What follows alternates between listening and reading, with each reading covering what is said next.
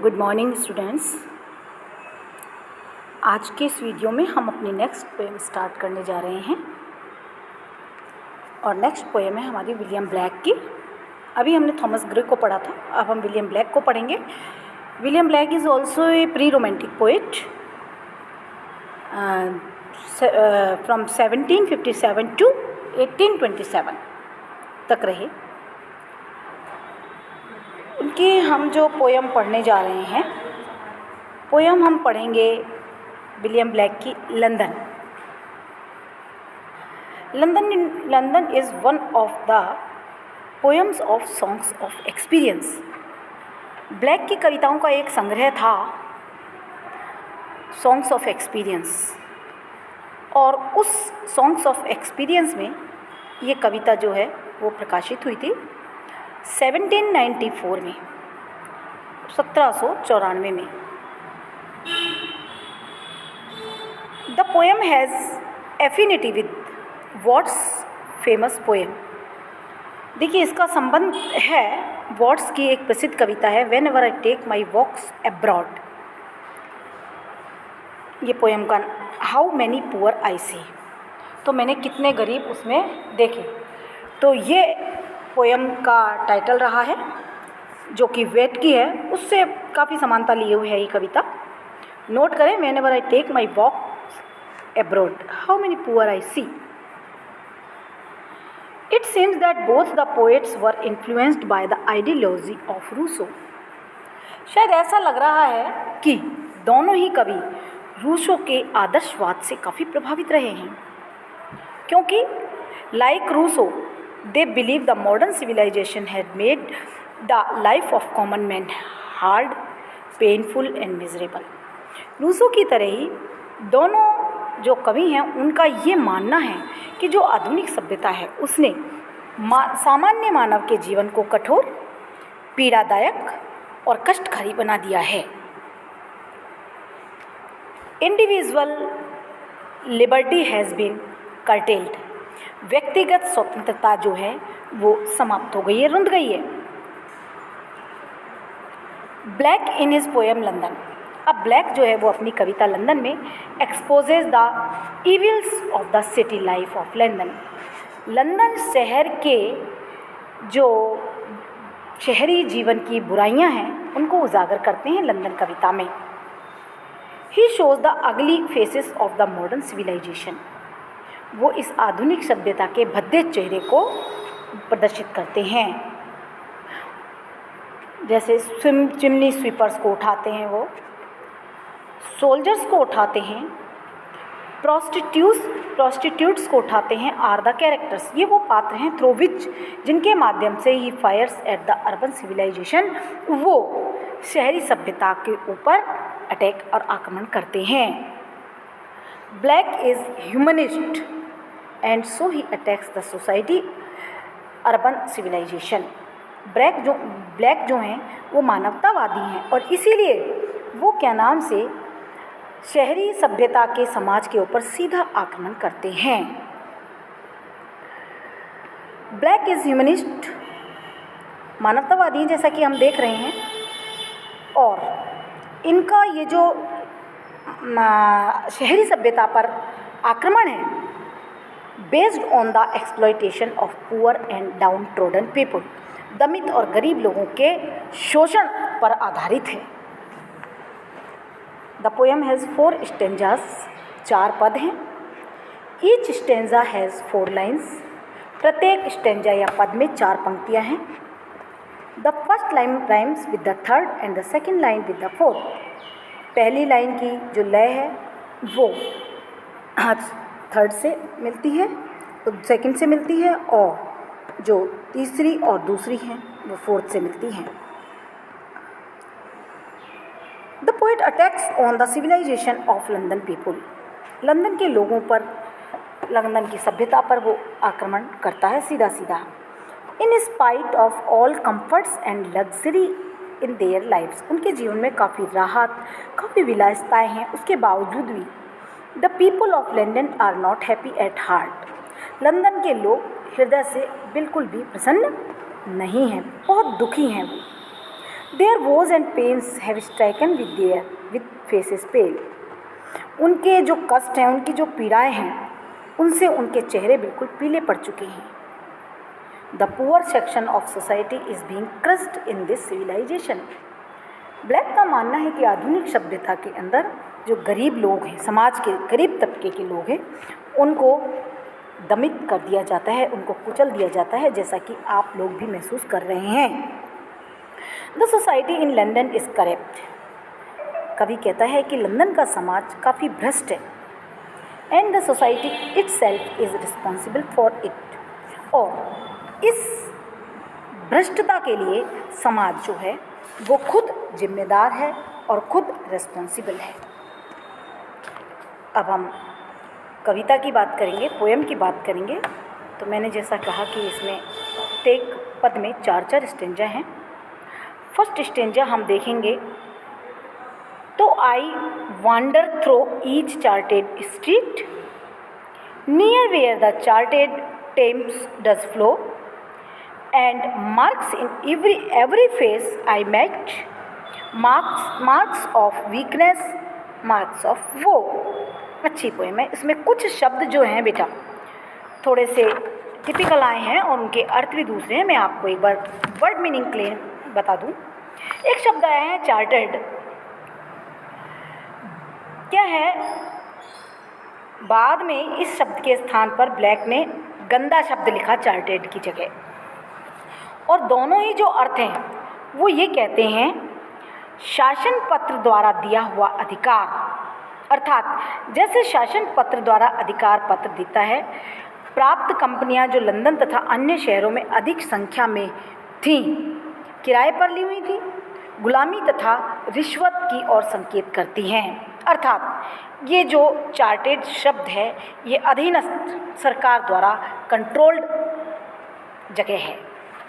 सरकार द्वारा, अर्थात यहाँ पर सरकार का नियंत्रण चलता है। टेम्स, ये तो आपको पता है, Thames is a river on whose bank the city of London is situated, जिसके तट पर लंदन शहर बसा हुआ है। वीकनेस सभी को पता है, कमजोरी, वो मुसीबत, दुख, कष्ट, इन्फेंट्स छोटे बच्चे, शिशु, क्राई ऑफ फियर भय की चिल्लाहट, बैन प्रतिबंधित, इलेक्ट और ए प्रोक्लेमेशन घोषणा पत्र। इसके बाद एक शब्द आया बेटा mind forged manacles. Blake was convinced that repression in all its forms was man made, कि सभी प्रकार का जो दमन है वो इंसानों का बनाया है। And that is comes from man's mind, और ये इंसान के दिमाग में ही उपजा है, नॉट हिज बॉडी और स्पिरिट, ना कि उसकी आत्मा में या उसके शरीर में। ब्लैक को ये विश्वास था कि प्रत्येक तरह का अत्याचार, पूर्ण या दबाव जो होता है मनुष्य की स्वयं की कृति है, और स्वयं की कृति नहीं बल्कि सिर्फ उसके मस्तिष्क की कृति है, ना कि शरीर या आत्मा की रचना है। फॉरगेट, यहाँ पे ये फॉरगेट शब्द है, ये बनाए हुए। मेंशल्स अर्थात माइंड फॉरगेट मेंशल्स, अर्थात कहने का मतलब है बंधन, which are made by mental attitude, वो बंधन जो कि मानवीय मस्तिष्क के द्वारा किए गए थे। तो अब हम इस स्टेंजा को पढ़ेंगे और देखिए कवि किस तरीके से बात कर रहा है। सबसे पहले हम आपको बताएं कि these lines are opening line of the poem. अगर छोटे में थीम की बात करें तो हम, और सेंट्रल आइडिया की बात करें तो here the poet exposes the evil of London, और कहें evil of modern urban civilization. अगर हम आगे बढ़ते हैं तो शहरी आधुनिक सभ्यता जो है वो, उसकी बुराइयों को कवि जो है वो उजागर कर रहा है।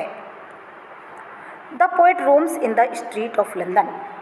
कवि जो है, वांडर मीन्स रोम, घूमना, कवि जो है वो लंदन की गलियों में घूम रहा है। He sees the people who live there, लोगों को देखता है, वहाँ रहने वालों को, उनसे मिलता है। He also visit the people and street beside the river Thames, जो टेम्स नदी के किनारे गली स्थित हैं वो वहाँ भ्रमण करता है, वहाँ के लोगों से मुलाकात करता है, उनसे मिलता है। And finds the people in miserable condition, और देखता है कि लोग जो है वो काफ़ी दयनीय और कष्टकारक स्थिति में हैं। He sees their pale and withered faces, वह उनके एकदम पीले मुरझाए हुए चेहरों को देखता है। There are signs of sorrow on every faces, प्रत्येक चेहरे पर दुख और कष्ट के निशान हैं। Their features betray their sufferings and painful condition, उनके जो चेहरे के हाव भाव हैं उनसे उनकी पीड़ा और उनके कष्टपूर्ण स्थिति जो है वो प्रदर्शित होती है। They reveal there week condition, और उनके जो चेहरे हैं वो उनकी कमज़ोर स्थिति को प्रकट करते हुए दिखाई देते हैं। The poet says that each street in London is chartered, कवि कहता है कि लंदन की प्रत्येक गली और ज़्यादातर गलियां जो हैं वो कैसी हैं, चार्टेड, अर्थात उन पर सरकार का प्रतिबंध है। And like the chartered Thames, और तो और वो जो वहाँ नदी है उसको भी चार्टेड कर दिया, यानी कि उसके ऊपर भी सरकार का प्रतिबंध लगा हुआ है, बहुत ही लिमिटेड है। And confirmed bye it's definition, जैसा हमने बताया इसकी परिभाषा से सिद्ध हो जाता है। Every face in London is chartered, और तो और देखिए क्या कह रहा है कवि कि प्रत्येक जो चेहरा है ना वो भी उसको चार्टेड ही दिखाई देता है, यानी सब सरकार से, मानव के बनाए हुए नियमों से, कानूनों से, रूल से डरे हुए प्रतीत होते हैं। Their faces marked by the same lack of scope and the same misery, and वो उनके चेहरों पर कष्ट, पीड़ा, दुख के निशान हैं बिकॉज ऑफ इट, सिर्फ इस चार्टेड के कारण। Black says that this charted quality is not due to social condition, ये जो चार्टेड गुण है वो सामाजिक स्थिति के कारण नहीं है, but because of social injustice. देखिए ये चार्टेड स्थिति जो है ये क्यों है, सामाजिक स्थिति के कारण, सामाजिक अन्याय के कारण। समाज में गरीबों के प्रति अन्याय किया जा रहा है, दमित लोगों को कुचला जा रहा है, ना तो कोई उनकी सुनने वाला है, ना कोई उनकी मदद करने वाला है।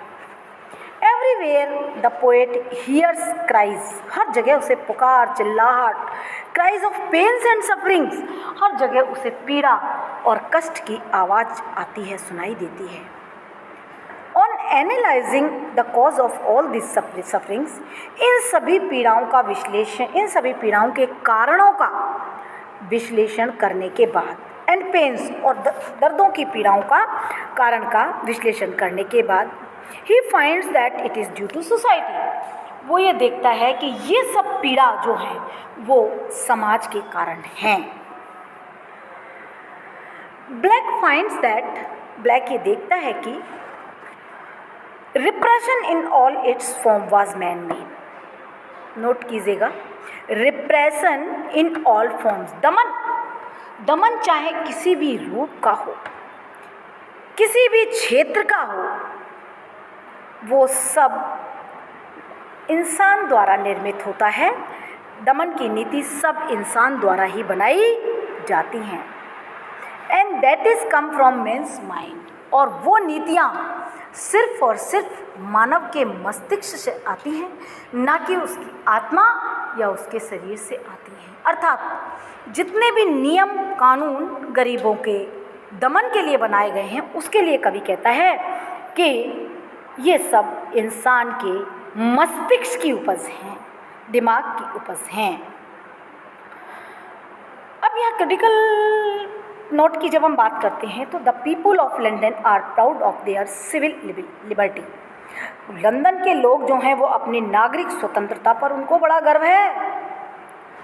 कौन सी नागरिक स्वतंत्रता? Which was granted to them through a royal charter, जिनको कि उनके शाही अधिकार पत्र के द्वारा सरकार ने दी है। लेकिन the poet uses the word for streets, लेकिन कवि ने इस शब्द का प्रयोग गलियों के लिए किया है, बिकॉज क्योंकि they are inhabited by the same people, क्योंकि इन गलियों में वही लोग निवास करते हैं who are proud of their political liberty, जिनको अपनी राजनीतिक स्वतंत्रता पर गर्व है। The poet wants to convey that, इस स्टेंजा में कवि जो है वो बताना चाहता है कि political freedom is of no use, राजनीतिक स्वतंत्रता का कोई लाभ नहीं है। If people go hungry and suffer disease, यदि लोग भूखे मरे और बीमारीग्रस्त हों तो फिर ऐसी राजनीतिक स्वतंत्रता का क्या फ़ायदा है, ऐसा कवि का मानना है। जबकि लंदन के लोगों को अपनी उसी राजनीतिक स्वतंत्रता पर अभिमान है, क्योंकि उनको वो धार्मिक और राजनीतिक स्वतंत्रता प्राप्त है, अर्थात मत देने की स्वतंत्रता प्राप्त है। आज न केवल लंदन में ही बल्कि अप्रॉक्सीमेटली सभी प्रजातांत्रिक देशों में ये दमनात्मक नीति जो है वो प्रसारित होती चली जा रही है, बढ़ती चली जा रही है। और जो दमित लोग हैं, गरीब लोग हैं, डाउन ट्रॉडन लोग हैं, पुअर लोग हैं, इनोसेंट लोग हैं, उनका इस तरीके से राजनीतिक स्वतंत्रता के नाम पर दमन किया जा रहा है। कवि हमको ये बताना चाह रहा है। नेक्स्ट स्टेंजा है हमारा हाउ द चिमनी स्वीपर्स से लेकर हैरिस तक। देखिए यहाँ पर कुछ मीनिंग फिर से कठिन आ रहे हैं, मीनिंग बताती हूँ। चिमनी स्वीपर्स,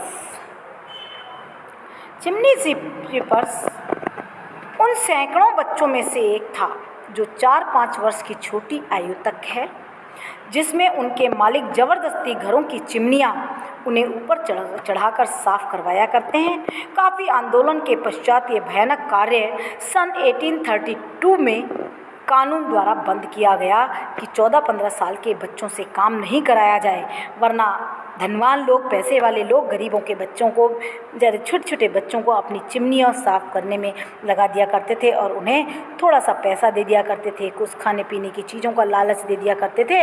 इस तरीके से वो लोग उनका पतन करते चले जा रहे थे, उनका शोषण करते चले जा रहे थे। अब यहाँ पर देखिए, every blackening church appalls. At first, black road blackens over the church walls, appalls. Literary means that the churches are turning pale with shame and pity. Church जो हैं वो पीले पड़ते जा रहे हैं, कलर में नहीं।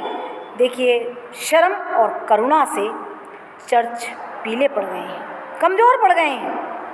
But it also suggest the palls और क्लोथ ऑफ ब्लैक वेलवेट। इसका एक ये मतलब और ये है कि जो ऊपर पाल लगाई गई है उसका जो कपड़ा है काले वेलवेट का, स्प्रेड ओवर हेरेसेस इन इम्पॉर्टेंट फ्यूनरल्स, जिसको कि हम महत्वपूर्ण मुर्दे गाड़ी के ऊपर ले जाने के लिए बिछाया जाता है। लेकिन देखिए क्या कह रहा है, ये कार्य सिर्फ अमीर लोगों के द्वारा ही किया जाता है। Black links the cry of the child in one terrible image. इसलिए यहाँ पर ब्लैक जो है वो एक इमेज में बच्चे की चिल्लाहट को कालिक के कालेपन से, इमेज देखिए, बच्चे की चिल्लाहट जो है वो कालिक के कालेपन से, उसकी तुलना से शान शौकत के काले कपड़ों से तथा दुख एवं शर्म को पीलेपन से जोड़ता है।